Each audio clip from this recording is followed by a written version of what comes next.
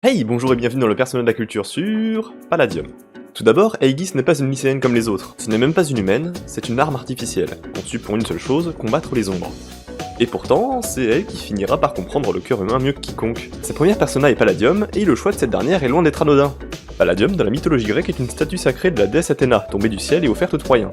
Tant qu'elle restait dans la cité, Troie était protégée par la faveur divine. Ce n'était pas un objet ordinaire, mais une source de bénédiction et de protection, presque vivante, par ce qu'elle représentait. Et c'est exactement le rôle d'Aegis au début du jeu. Elle incarne une figure de défense, froide, impassible, mais cruciale. Elle ne comprend pas encore les émotions humaines, mais elle sait qu'elle veut protéger, et surtout, elle veut comprendre pourquoi. Cette évolution intérieure se reflète quand sa persona devient Athéna.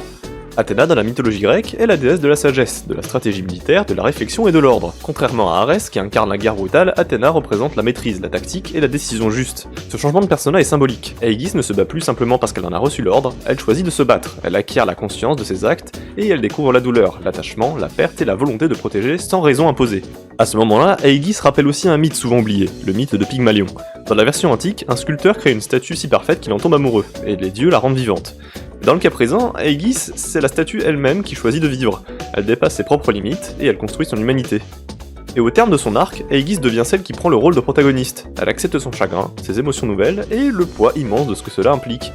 L'arme sans cœur devient alors un gardien, une âme en éveil, capable de se sacrifier par amour, non par fonction. Aegis, c'est l'histoire d'une création qui découvre qu'elle peut ressentir, et sa persona n'est pas un simple masque, c'est le reflet d'une conscience en train de naître.